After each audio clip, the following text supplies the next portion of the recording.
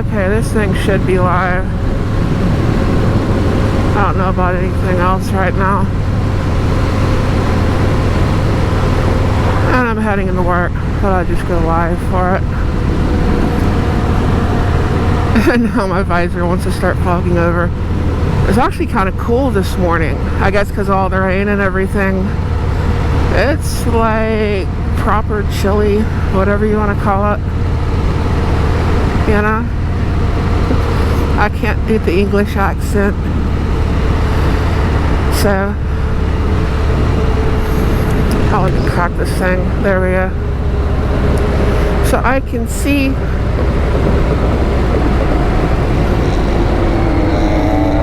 That did not feel good. Not at all.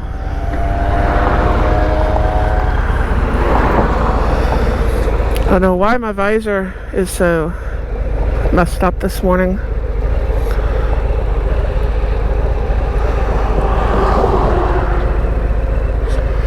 Okay, there we go. Let me...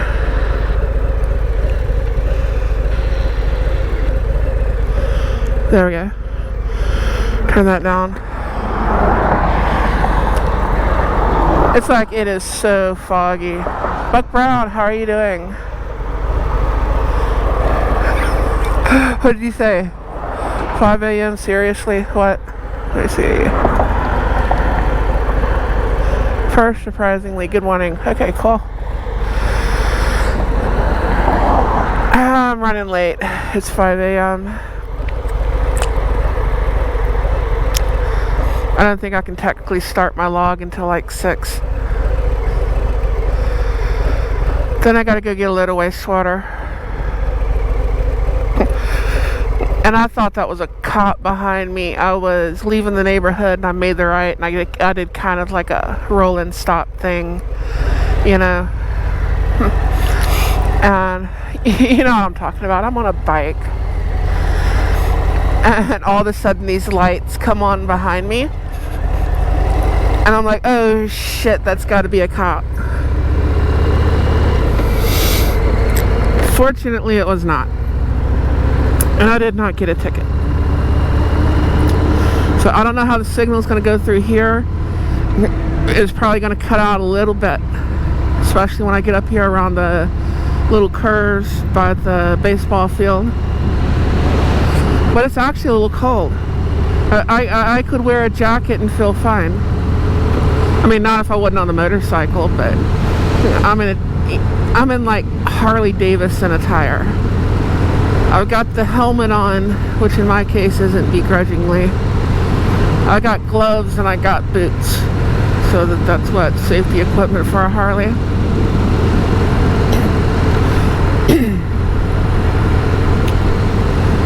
Yeah, we're not known for being all at-gat. Although there are a few. I gotta do something with my leather vest though, because my leather vest says one thing. Why is the signal bad through here? I don't know. I think until I get down to 1960 the signal's not going to be that great. But I got my vest and I got my chaps and I got all that. I got a heavy jacket that's too heavy to wear this time of year. I need something lighter. I mean, I would wear a jacket in the summer. It's just so damn hot. But I've got to get the Kingwood, Texas taken off of my vest. Technically, that was already supposed to be done. Because of, I nearly ran over my foot. But anyways, because the chapter closed, when the dealership did, I was supposed to already take the Kingwood off. And I'm going to scrapbook it somewhere. It's like these weird laws within the organization for hog. But I'm still a national member. So I was gonna leave the big eagle and all that stuff on the back of it, and I don't think I'll ever put the chapter name above it again. I'll just put Patches there. But I do have a leather vest and chaps, which is about the most you want to have on down here in like a month. And hopefully it's not going to be that, 105 degrees for 3 freaking months like it was last year. That shit sucked. I mean, I don't know about you. It's just, at a certain point, it's too hot, especially if you're on the Gulf Coast. You're right up next to all the water, and it's just always so humid. It's not like 105 degrees in Arizona, and I know they get hotter than that. Rarely do we hit like 120 or something. We've hit it before, but we usually max out around like 108, 110-ish. That's about it. But the humidity down here is just insane. Oh, it's froggy. It's froggy and it smells like smoke a little bit. But that's fog. Makes sense. My visor's wanting to fog up so bad. It'd be froggy out here. That's the high school my son went to. And that's the middle school, junior high, whatever, that he went to.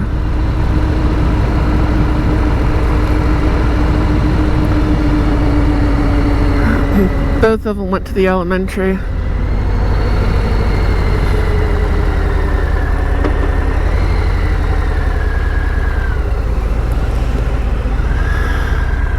Little town. I've been here a while.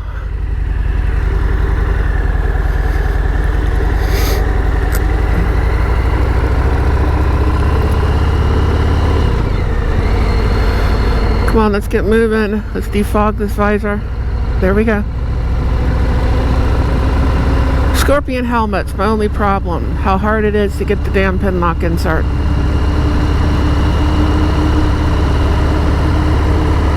I got the pin lock visor, which if you do have a Scorpion helmet,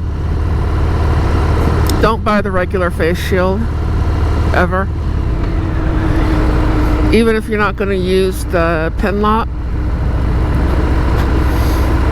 The pin lock visor is like half the price. So it's like $35 versus $70 for the visor when you replace it.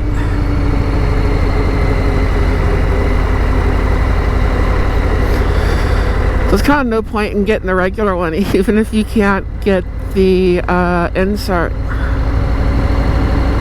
which is a little crazy.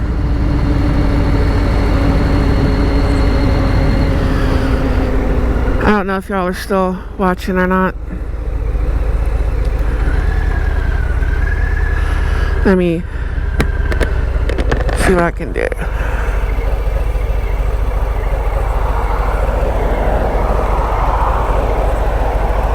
Chat filter all messages. If anybody's on there. It says 4 people watching. Cool. Probably wouldn't cost so much in the mornings if I didn't have to use that CPAP machine.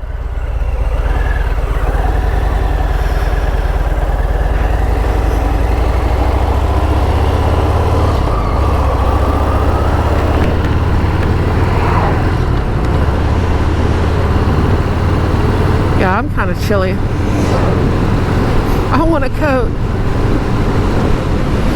Maybe it's also because I've been getting broiled alive in the truck for 2 weeks now, so I've gotten kind of used to the heat.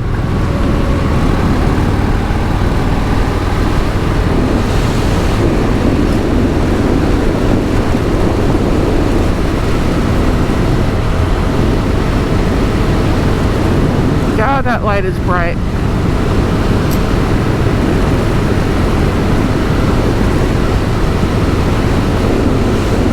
to get up on your ass like that. Oh, somebody else bright lighted them. So that pickup hit their brights. They're up on my ass with their bright lights on.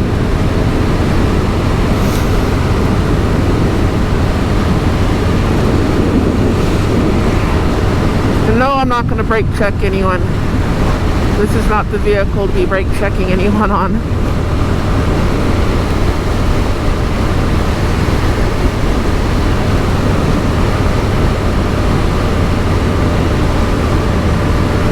But I would appreciate it if they hit their non-bright lights, because shit.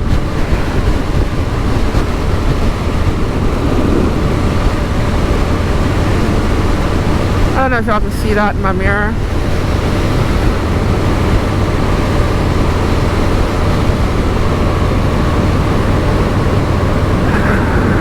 We'll see what they do. I don't think they're meaning anything by it. I just think they're being a dumbass. Now, if they turn down this next road and follow me, I do have a 44. And I will put a few rounds through your fucking windshield.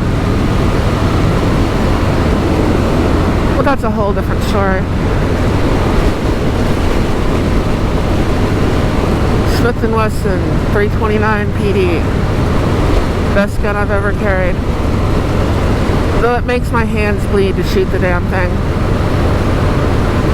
It's so light. It's spread out. And it's just perfect. Now please go around.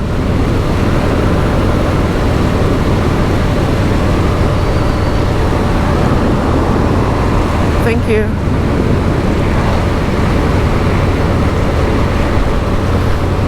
What was that? 2 months ago? That guy, I say it's a guy, was chasing me down that other road. Yeah, I got to thinking about that. If that happened again, that would be a good way to get a few rounds through your windshield. Because that got dangerous. And it's like, if I mess up and I wipe out, they're going to run me over. And I do not want that to happen.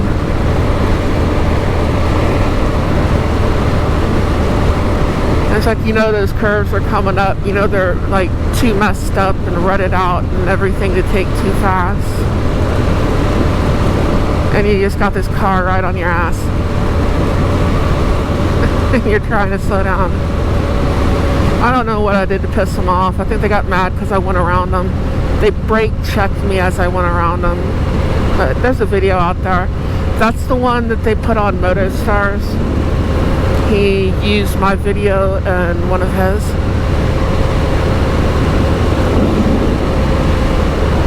So, yeah. But that gets scary when cars want to mess with you.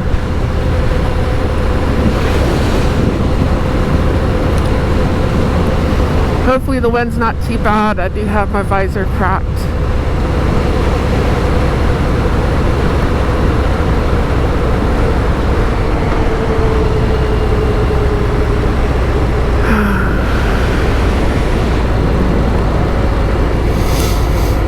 Country road's supposed to be taking me home, not to work.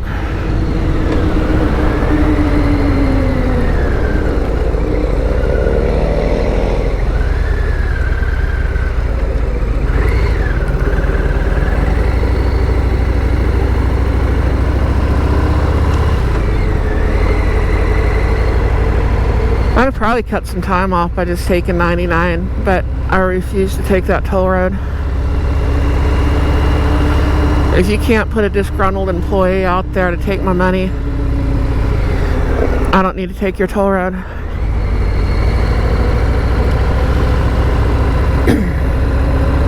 Automation and AI and all that stuff's just taking away too many of our jobs. Hell, they're trying to take my job. We've got automated trucks on the road. I mean, they had that one that's been hauling beer in Denver, like as a test thing for, God, 15 years now. But they're getting more and more common, and you see these trucks that have like You know the ones I'm talking about. Looks like they got the bubble gum machine out there on the door. Yeah, those things are coming for us. Hopefully I'll be retired by the time they completely take our job. I think what's going to happen, even though like what I specifically do is probably going to be one of the last things that they let a computer take over, I think they're going to get stricter and stricter and stricter with the physical requirements. You know, like every 10-20 years they take a lot of us out of the industry anyways. Like what was it, I think in the 80s, you know, they had the whole reading and writing and all that kind of thing that knocked a whole lot of the old timers out, you know. And then everything went to the CDL and it got nationwide in the 90s and every so many years. And, you know, then we got the sleep apnea scam, which that is a scam. Not that sleep apnea is a scam, it's that what they did, they got a bureaucracy to fund it now and you're never going to get rid of it. But they forced a whole bunch of us on that CPAP machine that didn't even snore, didn't have any problems, anything. And what they would do is they would say, well, we think you might have a mild case of sleep apnea, so we're going to put you on an APAP machine. And they put you on that, and within a year now you're on a CPAP machine. And you can never really get rid of it.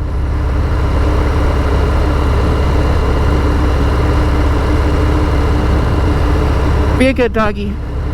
You a good doggy? Yeah, you're a good doggy. But it's a scam. The medical industry gets behind it, and now all these doctors' jobs and these people making the machines and all that, they depend on the ability to sell it. Not whether you have it or not, but their ability to sell the product. And for some people, the machine is a lifesaver. You know, it's a wonderful thing.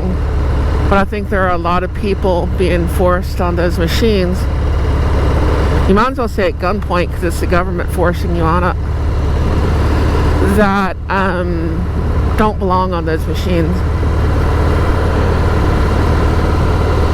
So I knew a guy that was an amateur bodybuilder. He's a gay dude, but he was a bodybuilder, and he drives a truck for a living. And this guy had no body fat whatsoever, and of course they go by your neck size. And yeah, they put him on the machine.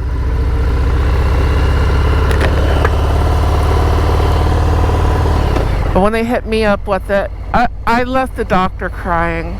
That was on, what was it, 08, 09, one of them. And I'm like, I felt like the doctor was telling me I was too fat to drive a truck.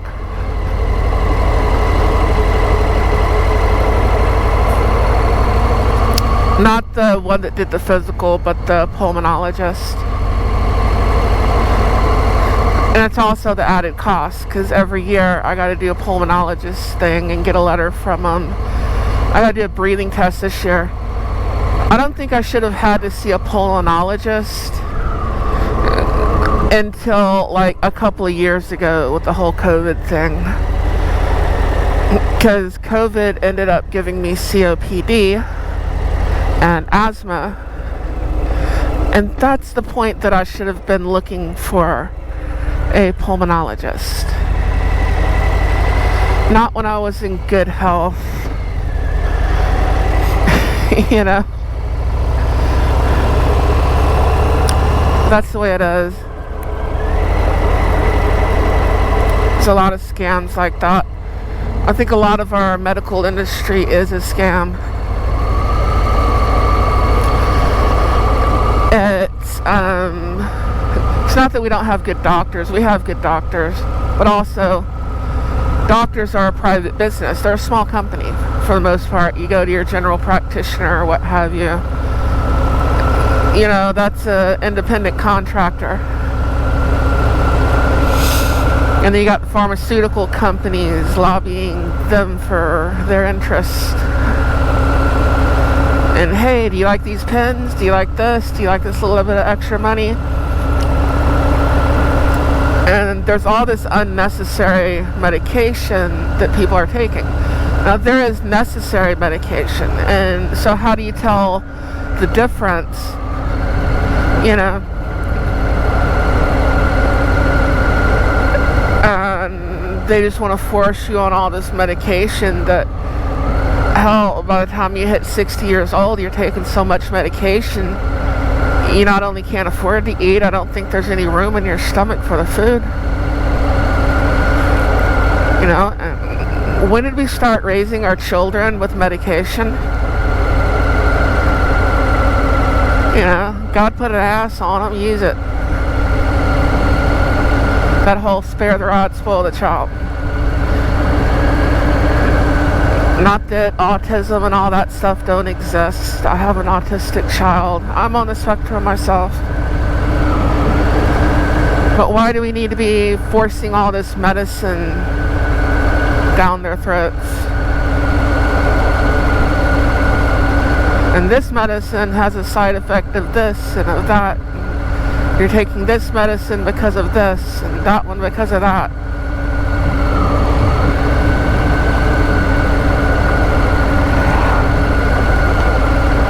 It's too much at a point. And yeah, I've got my visor up.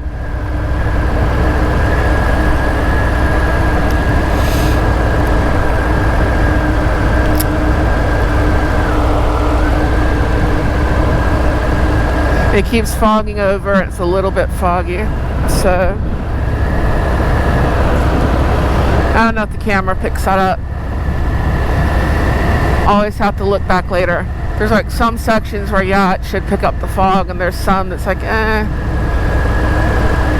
because sometimes the camera sees better than you do.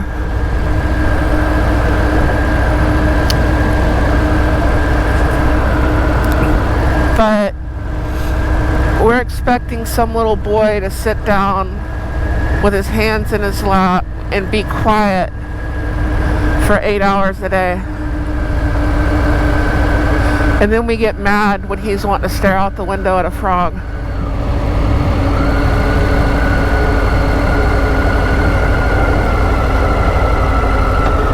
In other words, we're trying to correct normal behavior. The behavior that's led to the survival of our species, we're trying to say that there's something wrong with it.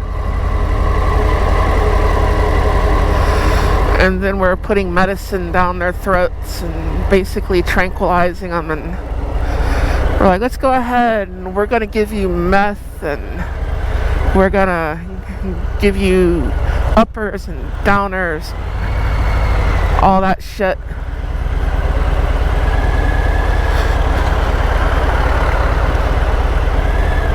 And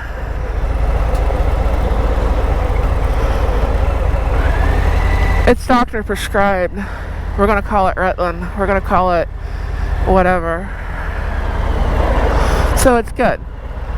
It's better than what that guy's selling. I mean, it probably comes from the same place. Little factory over in China.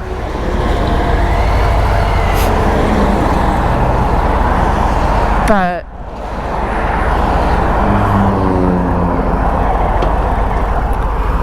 I probably should have just went. Yeah, it just seems to me that with kids, we're trying to correct what is essentially normal behavior.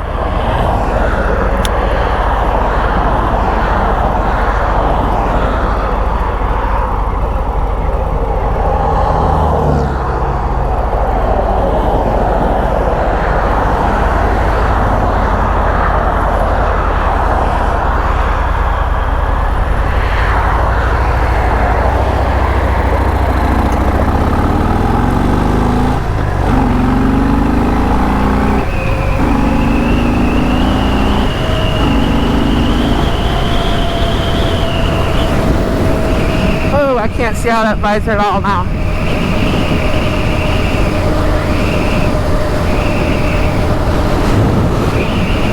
I do need to get over.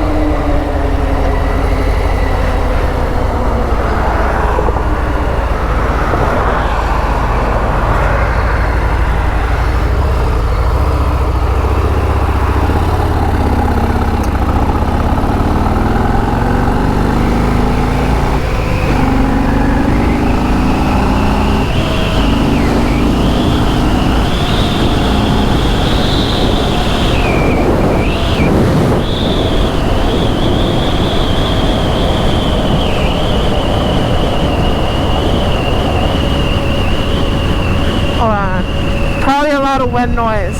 I'm fixing to pull it up here.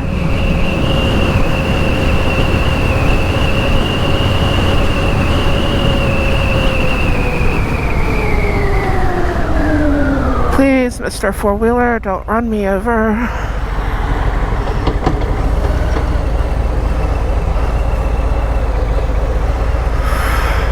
I get my drinks for the day.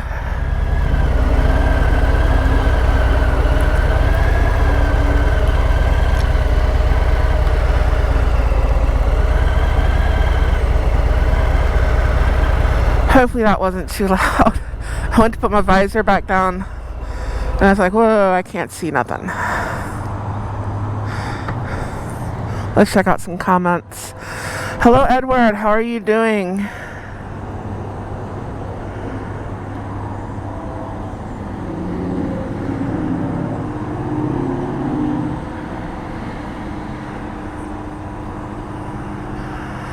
So we got Eduardo and we got Buck Brown.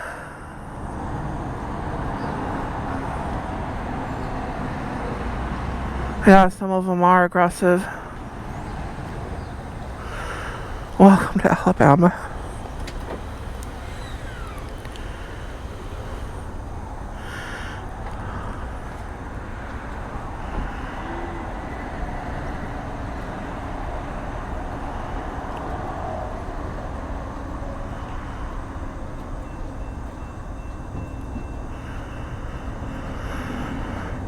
Cool.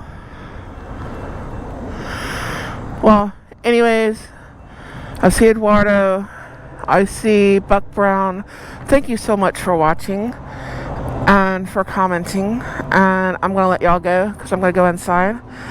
And here's something really important to remember. This is very crucial. Put your kickstand down before you get off the bike. It helps. But anyways, I will catch y'all later. Y'all are awesome.